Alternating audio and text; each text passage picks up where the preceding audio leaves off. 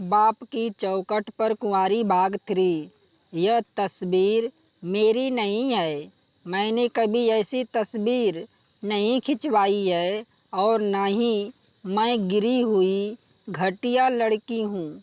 मैं तो पूरी ईमानदारी से आपके साथ शादी की है और आपके साथ ही पूरी ज़िंदगी गुजारना चाहती हूँ। लेकिन सागर पर मेरी किसी बात को कोई असर नहीं हो रहा था। सारी रात सागर के आगे यूं ही हाथ जोड़ते गुजर गई और सुबह होते जब उनकी माँ कमरे में आई तो सागर ने सारी हकीकत बताकर अपना फ़ैसला सुना दिया कि अब तो मुझे अपनी ज़िंदगी में बर्दाश्त नहीं करना चाहते। सागर की माँ ने मेरी भी सारी बात सुनी और भी सागर से कहा कि जल्दबाजी में कोई फ़ैसला लेने की ज़रूरत नहीं है और आराम से इस मसले को हल करो, क्योंकि गंगा अगर इस बात को कबूल करने के लिए तैयार नहीं है कि ये तस्वीर उसकी है, तो फिर हमें पहले पूरे सच का पता लगाना चाहिए। कहीं ना ऐसा न हो कि गुस्से में आकर तुम उसके साथ कोई नाइंसाफ़ी कर बैठो। सागर की माँ की बात सुनकर मैं हैरान रह गई कि मेरी तस्वीर देखे के बाद भी वह मेरे खिलाफ़ नहीं हुई और मुझे एक मौका देना चाहती थी। बहुत ही नरमी से वो मुझसे पूछने लगी, गंगा, ये कैसी मुमकिन है कि किसी ने तुम्हारे ऐसी तस्वीर ले ली है और तुम्हें पता भी नहीं चला? क्या तुम नींद की दवा लेती हो? मैंने उनको बताया कि ऐसा कोई गोलियां मैं नहीं लेती थी, लेकिन जब भी मैं पापा की दवा ली गोलियां खाती हूँ तो मुझे गहरी नींद आ जाती है। मेरी बात सुनकर वो हैरानी में आ गई और कहने लगी कि तुम्हारे पापा तुम्हें कौन सी गोलियां खिलाते थे? तब मैंने उन्हें बताया कि पापा मुझे जल्दी शादी हो जाने के लिए गोलियां खिलाते थे। यह बात सुनकर सागर और उनके माँ दोनों चौंक गए और कहने लगे, ऐसी कौन सी गोलियां आती है? तुम शायद पढ़ी लिखी नहीं हो और सारी ज़िंदगी अपने पापा के साथ घर में ही रही हो, इसलिए उनकी बात पर यकीन करती चली गई। दाल में कुछ ना कुछ काला तो ज़रूर है। और बड़े प्यार से कहते कि मेरी गंगा है ना मेरे साथ, लेकिन बहुत ही जल्दी पापा की प्यार भरे बर्ताव का राज भी खुलकर मेरे सामने आ गया था। रमेश ने किसी अमीर लड़की से शादी कर ली थी और उनके साथ उनके घर में शिफ्ट हो गया। अब तो वो ना तो वापस आना चाहता था और ना ही हमसे कोई रिश्ता रखना चाहता था, लेकिन अपने बेटे की इज्जत रखने के लिए पापा यह बात मुझे छुपाई थी। मैं भी पापा को शर्मिंदा नहीं करना चाहती थी, इसलिए मैंने पिछली सारी बातों के लिए माफ़ कर दिया और पापा के प्यार को कबूल करके उनके साथ खुशी से ज़िंदगी गुजारने लगी थी। मगर कुछ वक्त के बाद एहसास हो गया कि पापा मेरे लिए आने वाले हर रिश्ते को इनकार कर देते हैं या रिश्ते वाले खुद ही मना करके चले जाते हैं। कुछ सालों तक यह सिलसिला ऐसे ही चलता रहा और फिर पापा ने शादी के नाम पर मुझे गोलियां खिलाना शुरू कर दिया था। और कई मन्नतों के बाद जब सागर ने मेरी शादी हुई तो शादी की रात मुझे अपनी ऐसी तस्वीर देखने को मिली। इसके बाद मैं खुद से नज़र मिलाने लायक भी न रही थी। मैं हकलाते हुए सागर को बताना चाहती थी कि ये मेरी तस्वीर नहीं और नहीं मुझे उसके बारे में कुछ पता है। मगर मेरी बात सुनकर सागर ने और भी ज़्यादा नफ़रत से मुझे देखा और कहने लगा, बड़ी ढीठ हो तुम, झूठ पर झूठ बोले जा रही हो। गौर से देखो, ये तुम्हारा ही कमरा है और ये बिस्तर पर तुम्हारा ही है। मैंने गौर से देखा तो वाकई में वह कमरा मेरा ही था और दीवार का नीला रंग मेरी बर्बादी की कहानी मुझे सुना रहा था। मुझे तो खुद मालूम नहीं था कि मेरी ऐसी तस्वीर कब और किसने ली थी। मगर अब तो सागर मेरी बात मानने को तैयार ही नहीं था। आधी रात बीत जाने के बाद मेरी शादी हुई थी और शादी की पहली रात में मुझे बर्बादी हो गई। सागर ने मुझे कहा कि मैं सिर्फ आज की एक रात ही उनके घर गुजार सकती हूँ, लेकिन अगली सुबह से उनका और मेरा कोई रिश्ता नहीं होगा। सागर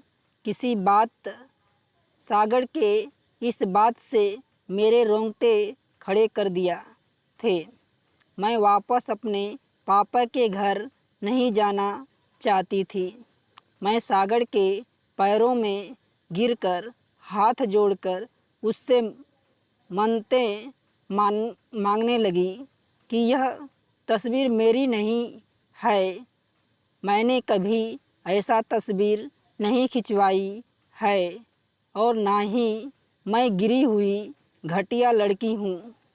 मैं तो पूरी ईमानदारी से आपके साथ शादी की है और आपके साथ ही पूरी ज़िंदगी गुजारना चाहती हूँ। लेकिन सागर पर मेरी किसी बात का कोई असर नहीं हो रहा था। सारी रात सागर के आगे यूँ ही हाथ जोड़ते गुजर गई और सुबह होते जब उनकी माँ कमरे में आई तो सागर ने सारी हकीकत बताकर अपना फ़ैसला सुना दिया कि अब तो मुझे अपनी ज़िंदगी में बर्दाश्त नहीं करना चाहते। सागर की माँ ने मेरी भी सारी बात सुनी और भी सागर ने कहा कि जल्दबाजी में कोई फ़ैसला लेने की ज़रूरत नहीं है और आराम से इस मसले को हल करें, क्योंकि गंगा अगर इस बात को कबूल करने के लिए तैयार नहीं है कि ये तस्वीर उनकी है, तो फिर हमें पहले पूरे सच का पता लगाना चाहिए। कहीं ना कहीं ऐसा न हो कि गुस्से में आकर उसके साथ कोई नाइंसाफ़ी कर बैठूं। सागर की माँ की बात सुनकर मैं हैरान रह गई कि मेरी तस्वीर देखने के बाद भी वह मेरे खिलाफ़ नहीं गई और मुझे एक मौका देना चाहती थी। बहुत ही नरमी से वो मुझसे पूछने लगी, गंगा, ये कैसे मुमकिन है कि किसी ने तुम्हारे ऐसे तस्वीर ले ली है और तुम्हें पता भी नहीं चला। क्या तुम नींद की दवा लेती हो? मैंने उनको बताया कि ऐसा कोई गोलियां मैं नहीं लेती थी, लेकिन जब भी मैं पापा की दवा की गोलियां खाती हूँ तो मुझे गहरी नींद आ जाती है। मेरी बात सुनकर वह हैरानी में आ गई और कहने लगी कि तुम्हारे पापा तुम्हें कौन सी गोलियां खिलाते थे? तब मैं उन्हें बताया कि पापा मुझे जल्दी शादी हो जाने के लिए गोलियां खिलाते थे।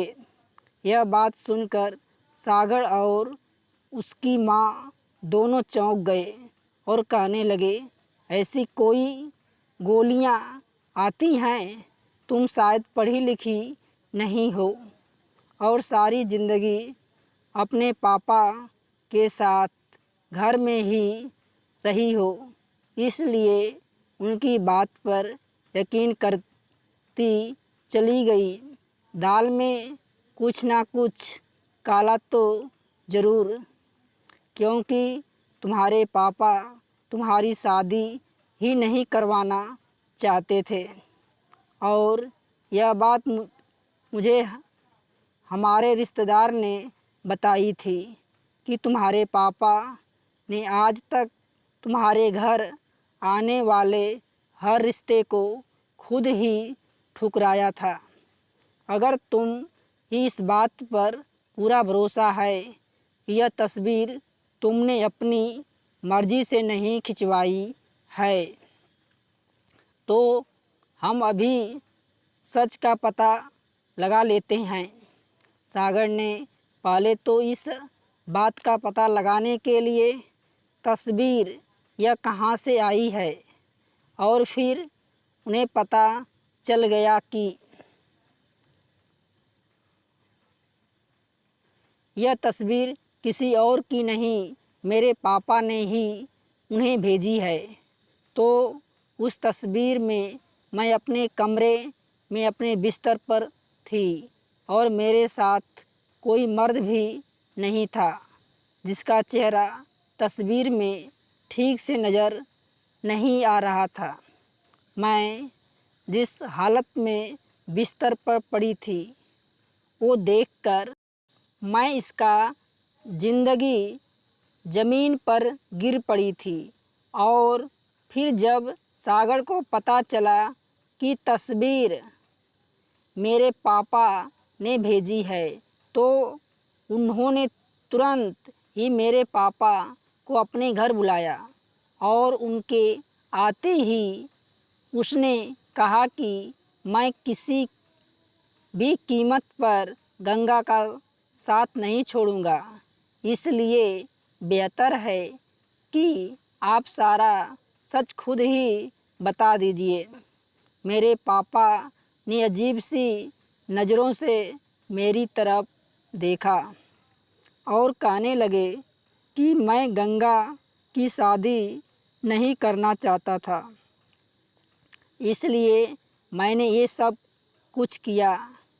अपने इकलौते बेटे को मैंने ये सोचकर बहुत लाड प्यार से बड़ा किया था कि वो मेरे बुढ़ापे का सहारा बनेगा, मगर वो तो मुझे छोड़कर चला गया। मैं उम्र के इस पड़ाव में अकेला नहीं रहना चाहता था, इसलिए मैंने फैसला किया कि मैं कभी भी गंगा की शादी नहीं करूँगा। लेकिन फिर शादी के नाम पर जब गंगा ने खुदकुशी करने की धमकी दी, तो मजबूरन मैंने उसकी शादी तुमसे करवा दी, उसे यह देखने के लिए कि मैं उनकी शादी के खिलाफ़ नहीं हूँ।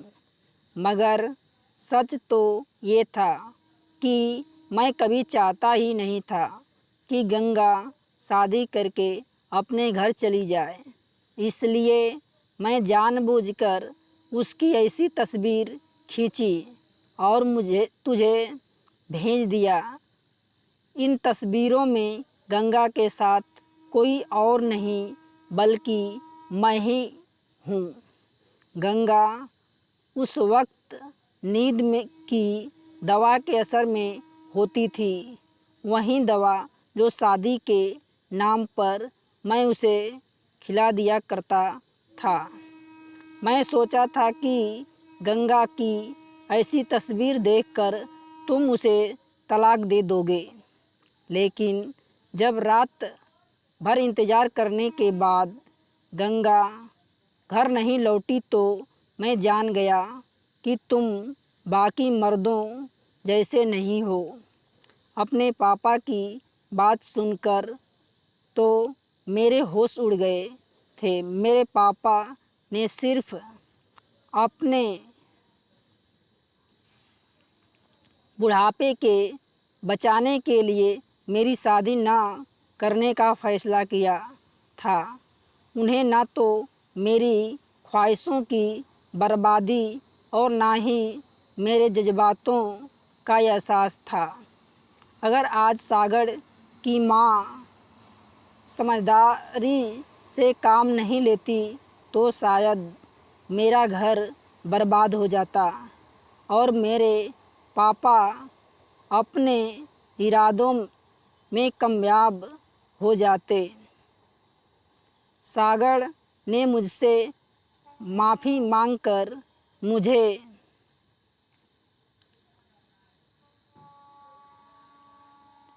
गले से लगा लिया कि एक तस्वीर की वजह से उन्होंने मेरे बारे में बहुत गलत सोच लिया था। मैं अपने सास की ज़िंदगी भर एहसासमंद रहूँगा, जिसकी वजह से आज मेरा घर टूटने से बच गया। मैंने पापा को भी माफ़ कर दिया, क्योंकि वो जैसे भी थे तो मेरे पापा ही, और उन्होंने जो कुछ भी किया था बुढ़ापा में अकेलापन के लिए, दोस्तों डर की वजह से किया था। आज पहली बार ज़िंदगी ने मेरे हक़ में फ़ैसला सुनाया और मैं अपने ससुराल में सागर के साथ एक अच्छी ज़िंदगी बिता रही हूँ। दोस्तों, कहानी अच्छी लगे तो लाइक शेयर सब्सक्राइब अवश्य करना।